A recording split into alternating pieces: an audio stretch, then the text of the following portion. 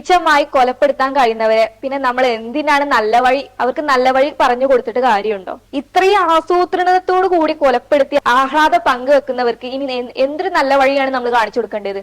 ഷഹബാസിന്റെ ഉപ്പ തന്നെ പറയുന്നുണ്ട്, ഇവർ ഇനി കോളേജിലൊക്കെ പോകുമ്പോൾ ഇതിലും വലിയ ആയുധങ്ങൾ കൊണ്ടായിരിക്കാം പോകുന്നത് എന്ന്. അത് പറയുന്നത് ശരിയല്ലേ?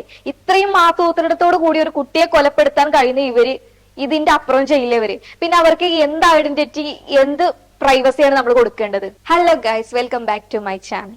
ഷഹബാസിനെ കൊന്ന കൊലയാളികളെ ഫോട്ടോ കാണുന്ന നിങ്ങൾ ആഗ്രഹിച്ചിട്ടില്ലേ? ഞാനടക്കം നിങ്ങൾ ചോദിക്കുന്ന ഒരു ചോദ്യമാണ്, എന്തുകൊണ്ടാണ് അവരുടെ ഫോട്ടോ സോഷ്യൽ മീഡിയയിൽ ഇല്ലാത്തത്? എന്തുകൊണ്ടാണ് അവരുടെ മാതാപിതാക്കൾക്ക് അഡ്രസ്സ് ഇല്ലാത്തത്? അതായത് അവരുടെ അഡ്രസ്സ് സോഷ്യൽ മീഡിയയിൽ പങ്കുവെക്കാത്തത്? എന്തുകൊണ്ടാണ് അവരുടെ ഐഡന്റിറ്റി വെളിപ്പെടുത്താത്തത്? 2015 ജുവൻ ജസ്റ്റിസ് ആക്ട് പ്രകാരം സെക്ഷൻ 74 പ്രകാരം കേരൾ പ്രൊട്ടക്ഷൻ ഓഫ് ചിൽഡ്രൻ എന്ന് വെച്ചാൽ 18 വയസ്സിന് താഴെയുള്ള കുട്ടികൾ കുറ്റം ചെയ്ത് അവരുടെ ഫോട്ടോയോ അവരുടെ ഐഡന്റിറ്റിയോ അവരുടെ മാതാപിതാക്കളുടെ അഡ്രസ്സോ വെളിപ്പെടുത്താൻ പാടില്ല. ഇങ്ങനെ വെളിപ്പെടുത്തി കഴിഞ്ഞാൽ അവർക്ക് കടുത്ത പിഴയും ജയിൽവാസം അനുഭവിക്കേണ്ടി വരും. ഇതിന് 3 കാരണങ്ങളാണ് അവർ പറയുന്നത്. ഒന്നാമത്തെ കാരണമാണ് റൈറ്റ് ടു ഐഡന്റിറ്റി. രണ്ടാമത്തത് അവർക്ക് ശിക്ഷയ്ക്ക് പകരം അവർക്ക് നല്ല വഴി കാണിച്ചു കൊടുക്കുക.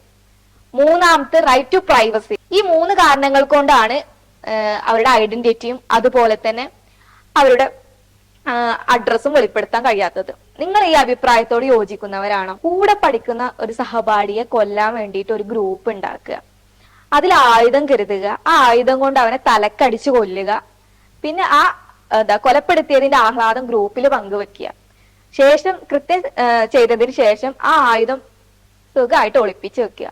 ഇത്രയും ചെയ്തവന്മാർക്ക് നമുക്ക് പിന്നെ നമ്മൾ ഭാവിയിലെ കാര്യങ്ങൾ ഓർത്തിട്ട് നമ്മൾ അവരെ ഐഡന്റിറ്റി മറച്ചു വെക്കേണ്ട കാര്യമുണ്ടോ? അവരെ ഭാവി ആലോചിച്ചിട്ട് ഒരിക്കലും അതിന്റെ ആവശ്യമില്ല. കാരണം ഇത്രയും ആസൂത്രണത്തോട് കൂടി അവർ കൊലപ്പെടുത്തിയിട്ടുണ്ടെങ്കിൽ നമ്മൾ എന്തിനാണ് അവരുടെ ഐഡന്റിറ്റി മറച്ചു വെക്കുന്നത്? തലയോട്ടി തകർന്ന രീതിയിലാണ് മുഹമ്മദ് ഷഹബാസിനെ അവർ അടിച്ചു കൊന്നിട്ടുള്ളത്.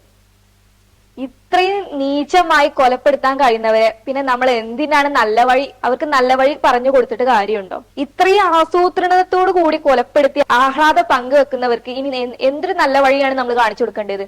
ഷഹബാസിന്റെ ഉപ്പ തന്നെ പറയുന്നുണ്ട്, ഇവർ ഇനി കോളേജിലൊക്കെ പോകുമ്പോൾ ഇതിലും വലിയ ആയുധങ്ങൾ കൊണ്ടായിരിക്കാം പോകുന്നത് എന്ന്.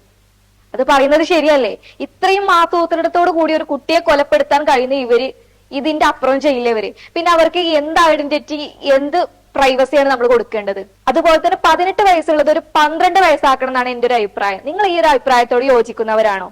ഇപ്പൊ കഴിഞ്ഞ ദിവസം നമ്മളൊരു വാർത്ത കേട്ടിട്ടുണ്ടായിരുന്നു, 9ാം ക്ലാസ്സിൽ പഠിക്കുന്ന ഒരു പയ്യന് സ്വന്തം സഹോദരിയെ പീഡിപ്പിച്ചു വന്നു. ഇവർക്കൊരു കയ്യബദ്ധം പറ്റിയതാണെങ്കിലോ അല്ലെങ്കിൽ അറിയാണ്ട് സംഭവിച്ചതാണെങ്കിൽ നമുക്ക് ഈ ഒരു നിയമത്തോട് യോജിക്കാമായിരുന്നു. ഇത് പക്ക പ്ലാൻ ചെയ്തിട്ട് ഒരു കുട്ടിയെ കൊലപ്പെടുത്തുന്ന ഇവർക്ക് ഇനി എന്ത് പ്രൈവസിയും എന്ത് ഐഡന്റിറ്റിയാണ് നമ്മൾ കൊടുക്കേണ്ടത്? ഈ ഒരു നിയമത്തോട് യോജിക്കുന്നുണ്ടോ ഇല്ലെന്നൊക്കെ കമന്റ് ചെയ്യുക. അതുപോലെ തന്നെ ഷഹബാസിന്റെ നീതിക്ക് വേണ്ടിയിട്ട് നമ്മളെ മലയാളികൾ ഒന്നിച്ച് അവന് നീതി കിട്ടും വരെ പോരാടും.